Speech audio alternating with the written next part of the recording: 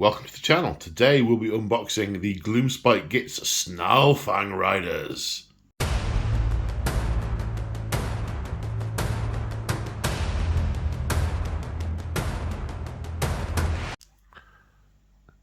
That's right folks, GW have sent me the Snarlfang Riders and these two others free of charge for your reviewing pleasure. So we also have the Squig boss with gnasher teeth and the Beast of Chaos Beast Lord. I'm not going to be unboxing them, but we will have a look at them because, you know, you can already see in. So no need to the box. So without further ado, time to zoom. Okay, so this one, the Gloomspite Gitz Squig boss with gnasher Squig. I mean, look at him. He's got like a big horned metal face and armor and those horrible eyes. And he's like, he's surfing a mushroom with a, it very much reminds me of the 40k Squig hounds that eats the grots. So what are we looking at with this guy? We've got a 32mm base, and this all looks fairly monopose to me. The only options are to build this guy as he is from what I can see. But yeah, it's a cool model and I look forward to building it.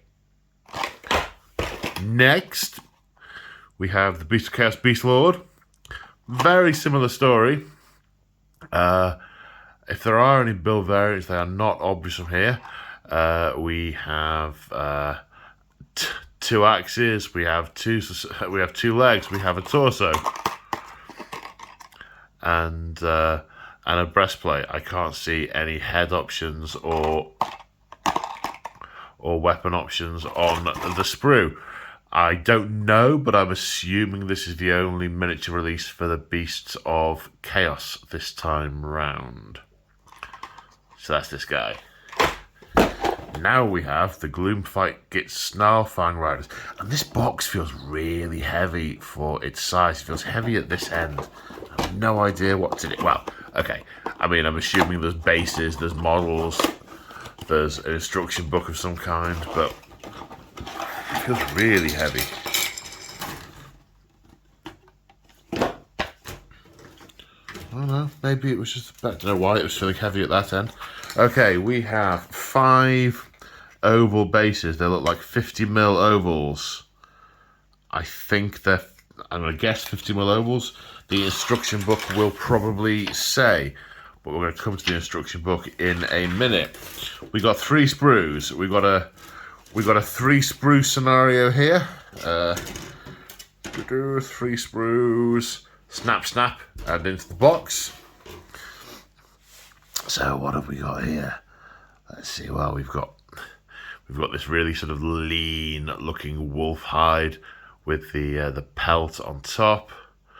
Some inlays, presumably for barding and other similar bits.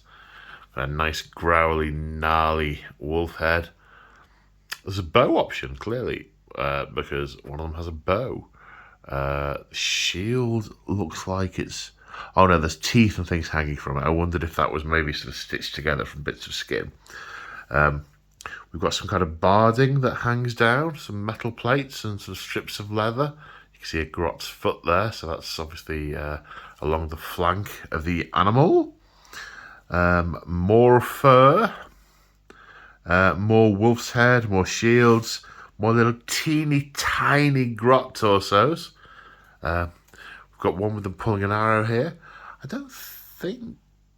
Oh no, they are. I was going to say, I didn't think many of the other grots actually had the arrows on the bow, but I'm thinking back to a long time ago there. We've got a spear option. This looks like some kind of helm with a wolf tail on top. I'm sure the rest of the wolves that they're riding love that they're wearing bits of derrick. Okay, next sprue.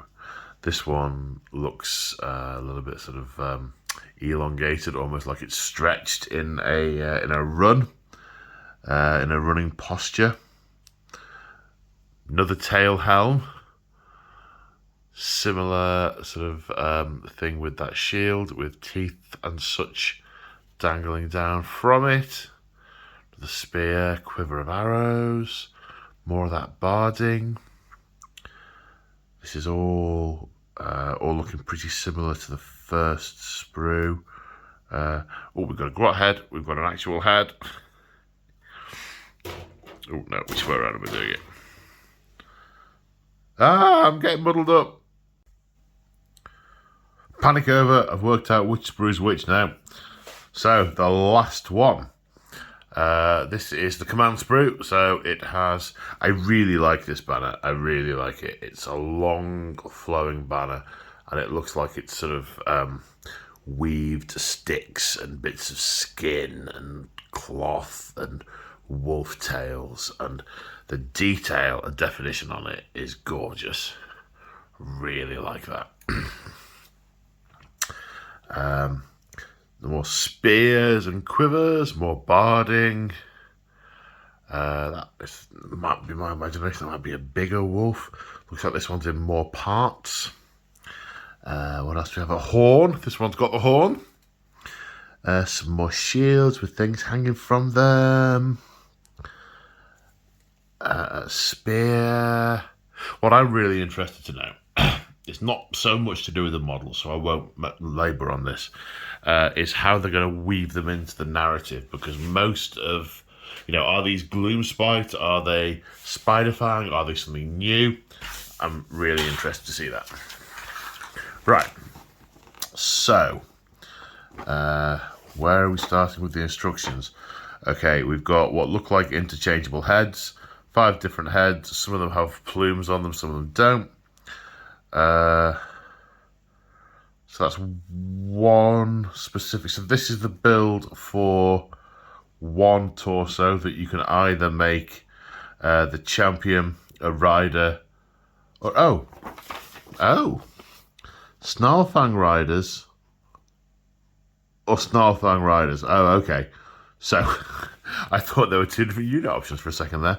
You can either have the guy with the spear and shield stowed with the bow, or the bow stowed with the spear and shield out. That makes sense.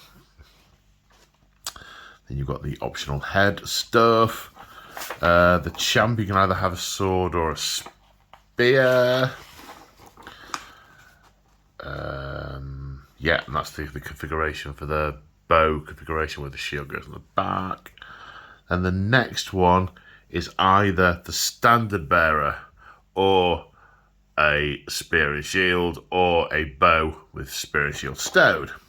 So presumably, because these aren't separate units, excuse me, the unit's going to count as having both the bow and both the spear. But it's almost, you almost don't care what the grot's got. The thing that's going to do the damage is the wolf. Then we've got how to build these. No major build options there. The 5th one is either the horn or the spear or the bow. Again, it looks like the only configurable thing beyond that is which head and which shield you put on which model, if you want to mix it up a bit. Obviously, if you're doing larger units, you can mix up the spear and bow options.